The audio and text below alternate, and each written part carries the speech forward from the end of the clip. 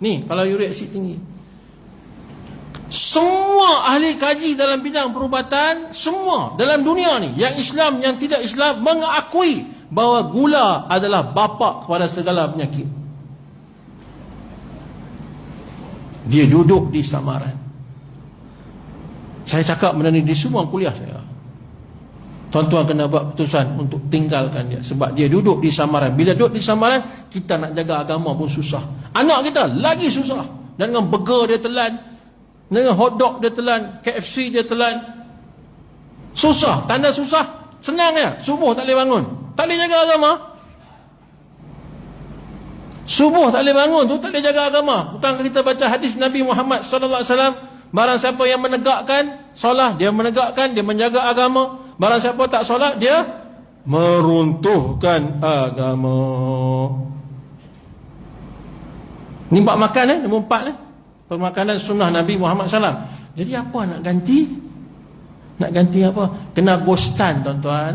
Tengok dia moyang-moyang nenek kita makan apa. Bukankah mereka dulu makan gula merah? Gula yang diperbuat daripada air nira, nira nyok tu, kan? Lepas ada mayang nyok tu, dia potong situ, ambil nira. Nira ni boleh ambil kalau betul-betul buat 2 kali sehari boleh ambil, pagi dengan petang. Lepas tu masak dia sampai jadi beku. Kalau rajin tumbuk-tumbuk, blend sampai jadi gula pasiak warna merah lah. Tu orang dulu makan tuan-tuan. Gula merah lagu tu tuan-tuan. Gula merah masuk dalam makmal, kita buat kajian, tak ada 1% pun gula jahat. Gula sukros yang saya sebut tadi tu, dalam gula merah 1% pun tak ada. Itu sebab orang dulu kita jarang dengar orang Kencing Manis. Orang dulu moyang-moyang ni hidup sampai 100 tahun lebih umur dia, sakit tak ada. Saya pergi di selatan Thailand, satu pekan kecil. Mereka jemput saya pergi sana. Saya pergi sana lah. Mereka jamu saya teh, ayak teh. Saya tengok ayak teh tu setengah gula, setengah ni gula, setengah ni teh. Alamak, macam mana? Tapi bukan gula pasiak, gula pokok tar. Sana panggil pokok tar. Kalau sini kita panggil pokok kelapa laut. Bisa tengok tak pokok tu? Ada kot sini kan, tapi tak banyak, tempat mereka banyak. Jadi dia buat gula tu daripada gula tar. Saya minta air panas. Sebab apa? Manis sangat, kena tambah air panas. Kemudian lepas minum, dia minta tolong suruh cek darah tinggi Kencing Manis. Penduduk kampung lebih kurang ada 20 orang. Saya kata, habis ni kalau cek Kencing Manis semua tinggi ni. Tuan-tuan tahu tak apa jadi? Saya cek, seorang pun tak ada Kencing Manis. Seorang pun tak ada Kencing Manis. Dia makan gula setengah gelas, tapi seorang pun tak ada Kencing Manis. Pasal apa? Dia makan gula yang tak ada sukros, tak ada gula jahat. Kena tipu kita tuan-tuan. Saya buat kajian, tuan-tuan boleh tanya ahli-ahli kajian saya. Di belakang tu ada 2 orang ahli saintis yang ikut saya sekali. Bila kita buat kajian, ya Allah, seolah-olah ini satu senjata sulit daripada musuh Islam. Kita makan bukan kata penyakit saja mai. Kedua, rohani kita jadi rendah.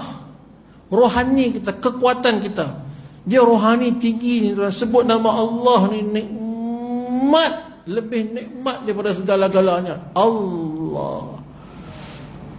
Tapi kerana dalam darah kita ada benda kotor, sebut nama Allah seperti mana sebut nama orang, tak ada apa-apa.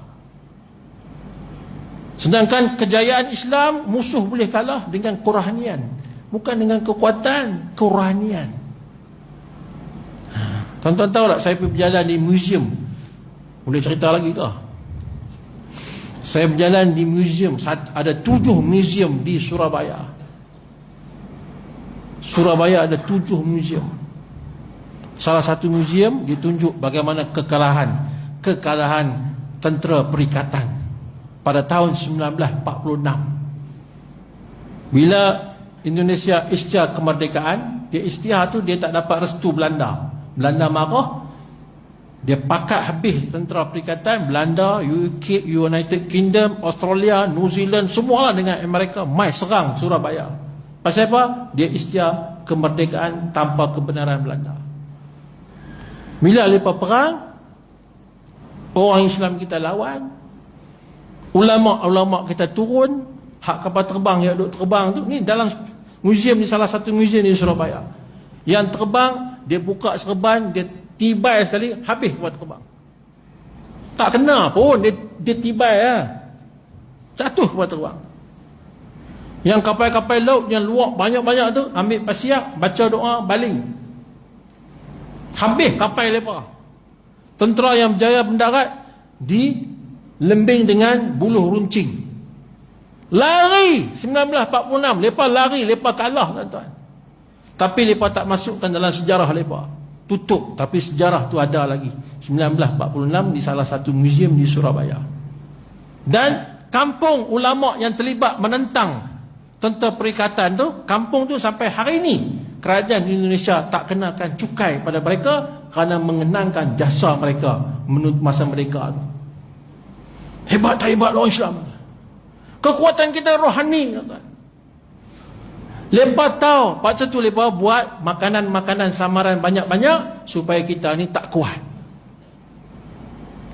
Tuan-tuan, salah kalau kita bangga di Oxford University ada Fakulti Islam.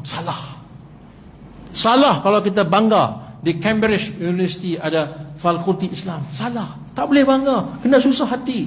Bila ada fakulti, mereka akan buat kajian. Hadis ni, ayat tu, hadis ni, ayat tu. Tiba-tiba mereka nampak hadis ni. Halal itu jelas, haram itu jelas. Yang samaran, kalau orang Islam tak boleh tinggal yang samaran, mereka akan jadi tak kuat. Agama tak boleh jaga, akhlak tak boleh jaga. Jumpa dah. Maka ciptalah makanan-makanan samaran yang hari ini banyak dalam pasaran. Ni tuan-tuan, InsyaAllah boleh tinggal tak pula? Tu dia. Saya kena cakap. Sebab kalau tak cakap, saya salah. Tuan-tuan tengok lah ni dah ada dah brown sugar lah, daripada mula tahu dah. Tapi kena jaga-jaga. Brown sugar tu dia buat dakwat ya, dia buat ink ya, warna. Kena dapat betul-betul. Tolong siapa-siapa yang ada pokok nyok di rumah, jangan tebang. Satu rumah kalau ada 2 batang hingga 3 batang, dia boleh buat dah gula untuk sebulan makan untuk keluarga dia. Ada 8 orang dalam rumah, sebulan makan boleh dah. Cuma kena belajar lah macam mana nak ambil. Itu saja. Boleh insya-Allah. Ini buat makanan samaran. Seterusnya saya nak tanya tuan-tuan, Coca-Cola tuan-tuan kenal tak? Kenal lah. 100 plus. Nescafe. Siapa buat? Siapa yang buat minuman ni? Yahudi kan? Tak usah baca Quran lah. Yahudi yang jadi baik dah. Tambah ayat 100 plus ni, dia kata boleh baik demam. Jadi Yahudi dah jadi baik, Quran tu suruh baca. Sebab Quran kata Yahudi Nasrani musuh kamu. Tapi lah ni dia jadi baik dah. Dia buat minuman sedap-sedap. Lepas tu minuman tu ada ubat pula. Jadi baik lah. Bukan tuan-tuan. Dia tetap jahat. Dia hantar mai kat kita minuman yang asidnya 2.7 Coca-Cola. 100 plus 4.7. Ni bawah pada 6 ni semua racun. Semua ni racun. Tuan-tuan tak tahu? Tuan-tuan nak tengok tak? Tuan-tuan nak tengok tak? Tuan-tuan nak tengok lepas isyak kena tunggu. Semua muka sedih. Saya akan tunjuk depan ni. Kalau tuan-tuan tunggu, saya akan tunjuk depan ni, depan mata tuan-tuan. Tuan-tuan boleh tengok macam mana mereka tipu kita dengan menggunakan beberapa bahan kimia. Saya akan tunjuk. Nak tengok tak? Lepas tu saya akan tunjuk sunnah Nabi SAW, kehebatan dia melalui kajian saintifik. Nak tengok tak? Nak Okey. Coca-Cola kenal, Nescafe kenal, 100 plus kenal. Saya nak tanya, Talbinah kenal tak? Talbinah. Ini satu minuman yang termaktub dalam hadis Bukhari Muslim. Nabi bersabda, berikanlah kepada pesakit kamu akan minuman talbinah. Sesungguhnya ia mampu mententeramkan jiwa. Apa itu minuman talbinah? Susu kambing campur dengan bali, ataupun bali campur dengan madu, dinamakan talbinah. Tapi talbinah tidak dipromosikan. Ini minuman Nabi suruh minum. Tuan-tuan kenal tak? Tebo, Lipton. Kenal lah? Siapa punya? Acong. Betul. Cina punya. Kalau mengaji dengan Tok Guru saya, jangan. Kamu makan apa? Usul. Makanan itu datang pada siapa? Siapa buat? Dia semayang ke tak? Dia mengaji ke tak? Tu dia. Usul makanan. Tebo, Lipton semua kenal kan? Warna tu tuan-tuan ambil air sejuk dalam peti ais. Ambil air sejuk, bubuh, berpeluh gelas ni air sejuk. Ambil teh tu bubuh, keluar habis warna dia. Ni dalam air sejuk, sepatutnya kena keluar masa air panas. Ni air sejuk pun keluar. Teh ke warna tu? Orang suka minum warna ni, uric acid dia akan naik, gout dia bertambah. Tebo kena, Lipton kena. Baik, saya nak tanya, daun sana. Daun sana. Ini hadis daripada Ibnu Majah.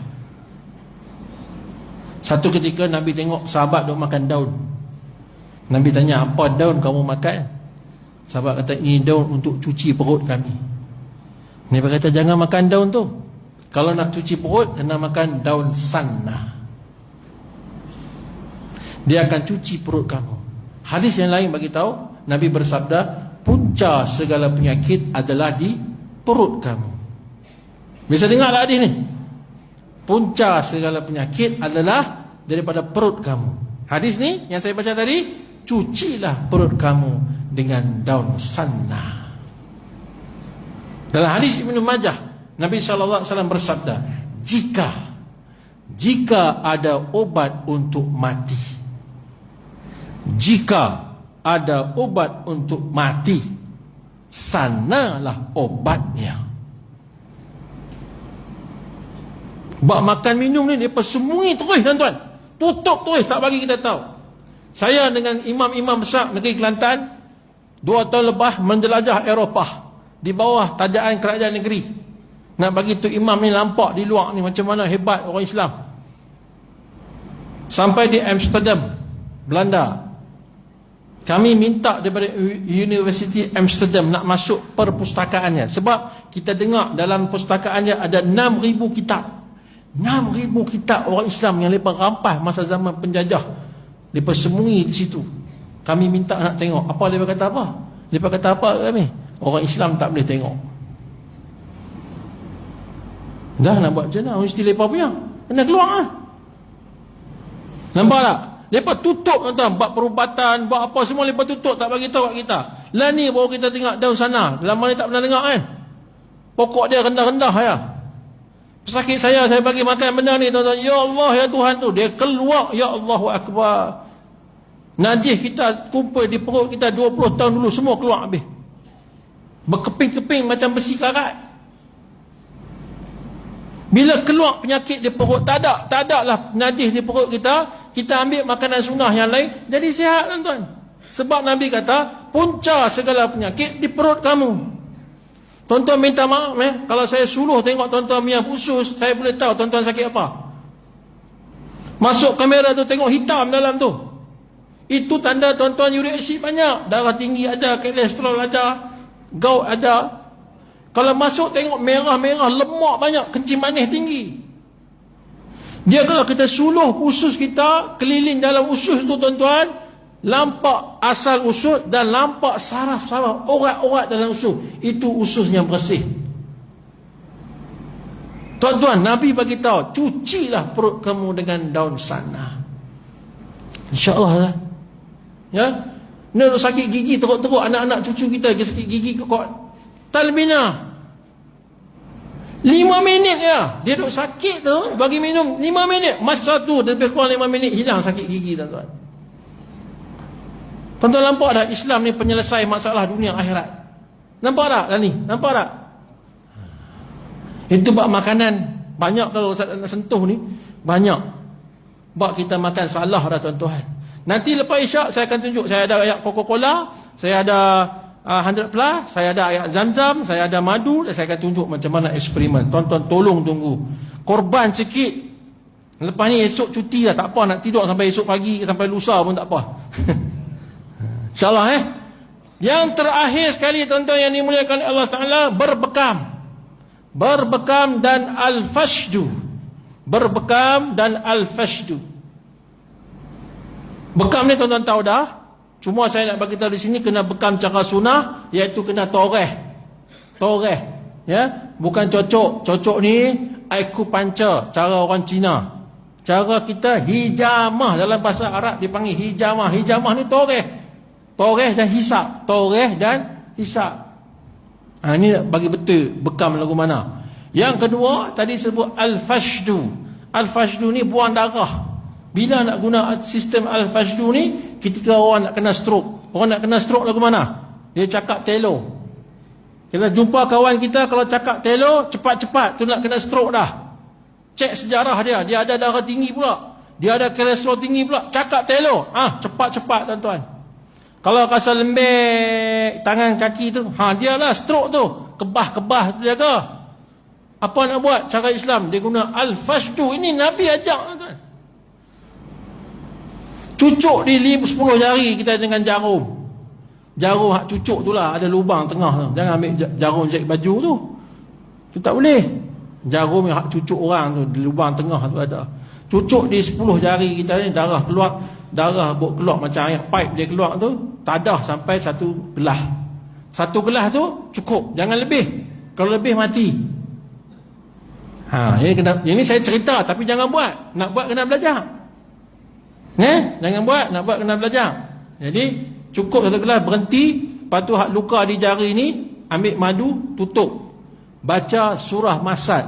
Tabbat yada abi lahabin wa tabba. Semua jari dia berhenti darah. Stroke tak jadi. Saya main ni hari ke-12, hari ke-13 dalam safar saya daripada Johor sampai Jitra. Ni tak balik rumah lagi ni. Esok baru nak balik rumah. Tuan-tuan nak ikut saya? Belajar kena lagu tu lah bertahun-tahun. Saya belajar tok guru saya pukul 2.30. Kelas habis pukul 12. Pukul 2.30 tok guru kata 2.30 hari ni kita sambung balik. Tu dia yang tok guru. Kalau tuan-tuan boleh tunggu, Allah akan pilih tuan-tuan punya anak-anak jadi orang alim, insya-Allah. Boleh? Jadi saya jumpa ustaz kawan saya di Kuala Lumpur, di Ulu Langat. Bukan, di Rengit, Johor. Bila saya cerita al-fashdu ni, dia cerita kat saya, betul dia kata. Dia kata kawan saya satu ketika depan saya nak jadi stroke, nak haikot lah, kaki tangan tu nak haikot lah. Tiba-tiba dia jatuh. Dia stroke, tak boleh nak buat apa, jatuh lah. Jatuh, tangan tu kena benda tajam. Bila kena benda tajam, darah keluar macam air pipe. Keluar tu darah, dia yang duk haikot nak kena stroke, tak jadi stroke. Saya kata, ustaz, ilmu ni tutup dah, Yahudi tutup dah. Tapi Allah Maha Kaya. Allah nak bagi ustaz ilmu. Allah bagi kemalangan. Allah bagi satu orang jadi kemalangan, kita boleh belajar. Ini kayanya Allah Ta'ala. Lepas tutup, lepas tak mau kita tahu benda ni, tapi Allah boleh bagi tahu dengan berbagai-bagai cara. InsyaAllah tuan-tuan. Yang penting kita punya tauhid dengan Allah kena kukuh. Jadi tuan-tuan yang dimuliakan oleh Allah Ta'ala, 5 perkara ni, kalau kita nak jaga kesihatan, nak rawat penyakit yang kita ada, 5 perkara ni tuan-tuan kena amal. Pertama, kalimah thayyibah. Saya terang dah tadi. Yang kedua,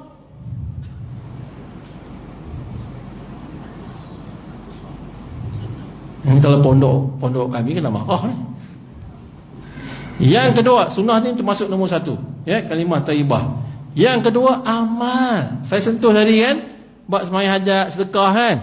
Yang ketiga ni ruqyah syar'i. Yang keempat, pemakanan sunnah Nabi Muhammad sallallahu alaihi wasallam. Dan yang kelima adalah berbekam dan al-fashdu. Ini 5 perkara kalau buat hayati, kita tak akan terikut-ikut dengan apa yang mereka katakan. InsyaAllah tuan-tuan. Boleh? Lagi sekali mai jangkut semua ada nah. InsyaAllah Baik. Lepas isyak ni, tuan-tuan, lepas ni pas semayang, main isyak, boleh tunggu dah sikit, lebih kurang dalam 20 minit saja. Eksperimen ujian sains tu 20 minit saja. Boleh? Nak tengok tak? Nak baru saya nak buat, kalau tak mau saya tak mau buat. Jadi tuan-tuan semayang isyak, lepas isyak kita start selalu. Ya, saya tak semayang sebab saya jamak lah di belakang tadi, supaya bila tuan-tuan semayang, saya di belakang boleh siap alat-alat kelengkapan saya untuk buat eksperimen, insyaAllah. Jadi saya minta maaf banyak-banyak pada tuan-tuan jikalau saya tersalah bahasa, dan minta ampun daripada Allah Ta'ala. Maaf masa 10-17, saya rasa ni rekod lah. Tak pernah orang ngajak lagu ni lah. Tuan-tuan serik lah. Tak apa, lagi sekali saya main isyak saya berhenti, InsyaAllah kita tangguh majlis kita dengan tasbih kafarah. Subhanallah wa bihamdihi, subhanakallahumma wa bihamdika, asyhadu an la ilaha illa anta, astaghfiruka wa atubu ilaik. Assalamualaikum warahmatullahi ta'ala wabarakatuh.